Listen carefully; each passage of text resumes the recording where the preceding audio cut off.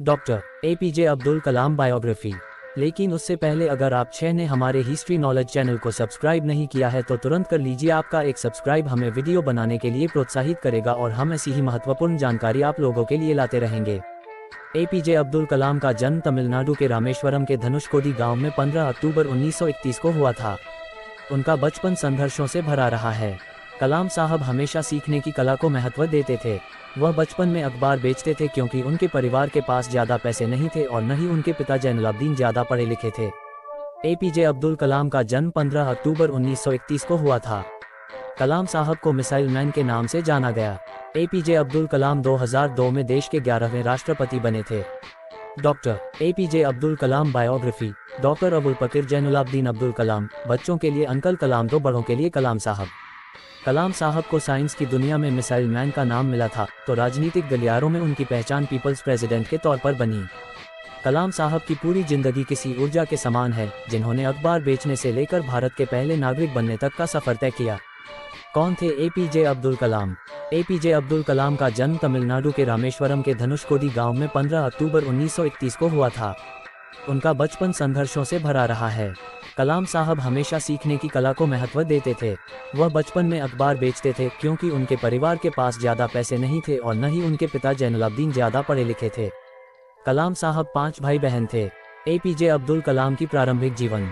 कलाम साहब ने 5 साल की उम्र में पढ़ना शुरू कर दिया था। उन्होंने रामेश्वरम से शुरुआती शिक्षा प्राप्त की। कलाम साहब को उड़ना पसंद था, जैसे खुले आसमान में चिड़ियाँ उड़ती हैं और उड़ते हुए चिड़िया को देखकर ही कलाम साहब ने तय किया कि उन्हें विमान विज्ञान के क्षेत्र में जाना है। उनका चाहत पायलट बनने की थी, लेकिन ईश्वर ने उनके लिए कुछ और ही रच रखा था। इसरो में कलाम साहब की एंट्री। एपीजे अब्दुल कलाम ने 1950 में मद्रास इंस्टीट्यूट ऑफ टेक्नोलॉजी से अंतरिक्ष विज्ञान में स्नातक की पढ़ाई पूरी की। स्नातक की पढ़ाई के बाद उन्होंने भारतीय रक्षा अनुसंधान एवं विकास संस्थान में प्रवेश लिया, जहां उन्होंने हावरक्राफ्ट परियोजना पर काम किया। इसके बाद वह 1962 में भारतीय अंतरिक्ष अनुसंधान संगठन इसरो में आए। इसरो में कलाम साहब ने सफलतापूर्वक कई उपग्रह प्रक्षेपण परियोजनाओं में अपनी भूमिका निभाई। एपीजे अब्दुल कलाम को क्यों कहा गया मिसाइल मैन? इसरो में एपीजे अब्दुल कलाम ने परियोजना निदेशक के तौर पर भारत के पहले स्वदेशी उपग्रह प्रक्षेपण यान SLV-3 के निर्माण में महत्वपूर्ण भूमिका निभाई थी। इस यान से भारत ने रोहिणी उपग्रह सफलतापूर्वक अंतरिक्ष में भेजा था। इस मिसाइल को बनाने में उन्होंने कड़ी मेहनत की थी, जिस वजह से उन्हें मिसाइल मैन कहा गया। इसके बाद कलाम साहब ने देश को कई सारे मिसाइल दिए। पोखरण से भारत ने दुनिया को दिया था संदेश। एपीजे अब्दुल कलाम जुलाई 1992 में वे भारतीय रक्षा मंत्रालय में वैज्ञानिक सलाहकार बने। कलाम साहब के नेतृत्व में भारत ने 1998 में पोखरण में अपना दूसरा सफल परमाणु परीक्षण किया और इससे पूरी दुनिया को महाशक्ति बनने का एहसास दिलाया। इस मिशन में कलाम साहब ने अभूतपूर्व योगदान दिया था। कलाम साहब का राजनीतिक सफर।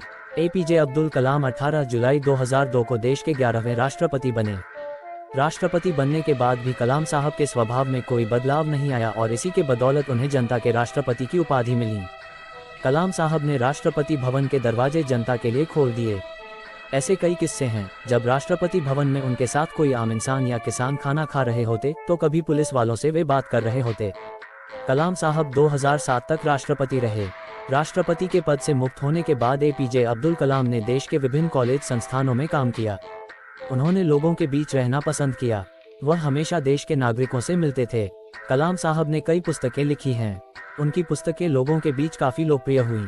कलाम साहब का सपना 2020 तक भारत को शक्तिशाली और आर्थिक रूप से समृद्ध बनाना था। एपीजे अब्दुल कलाम को मिले मुख्य पुरस्कार। कलाम साहब के 79वें जन्मदिन को संयुक्त राष्ट्र ने विश्व विद्यार्थी दिवस के रूप में मनाने की घोषणा की थी। इसके साथ ही उन्हें भारत सहित दुनिया भर के देशों ने कई पुरस्कारों से नवाजा है। भारत सरकार ने उन्हें 1997 में भारत रत्न, 1981 में पद्म भूषण और 1990 में पद्म विभूषण से सम्मानित किया था। एपीजे अब्दुल कलाम का निधन। एपीजे अब्दुल कलाम का 27 जुलाई 2015 की शाम को निधन हुआ था। वह भारतीय प्रबंधन संस्थान शिलोंग में रहने योग्य ग्रह पर एक कार्यक्रम में लेक्चर दे रहे थे, तभी उन्हें दिल का दौरा पड़ा और वह बेहोश होकर गिर पड़े। उन्हें अस्पताल ले जाया गया था, लेकिन 2 घंटे बाद ही उनका निधन हो गया और इस तरह 27 जुलाई यानी कि आज ही के दिन कलाम साहब ने 84 वर्ष की उम्र में दुनिया को अलविदा कहा था। दोस्तों आपको ये जानकारी कैसी लगी कमेंट्स करके जरूर बताएं। एपीजे अब्दुल कलाम की ऐसी कौन सी खूबी है जो आपको प्रभावित करती है, कमेंट्स करके जरूर बताएं और ये जानकारी अपने दोस्तों के साथ साझा जरूर करें। और ऐसी ही महत्वपूर्ण जानकारी के लिए हमारे हिस्ट्री नॉलेज चैनल को सब्सक्राइब करिए। दोस्तों वीडियो बनाने में बहुत समय और मेहनत लगती है।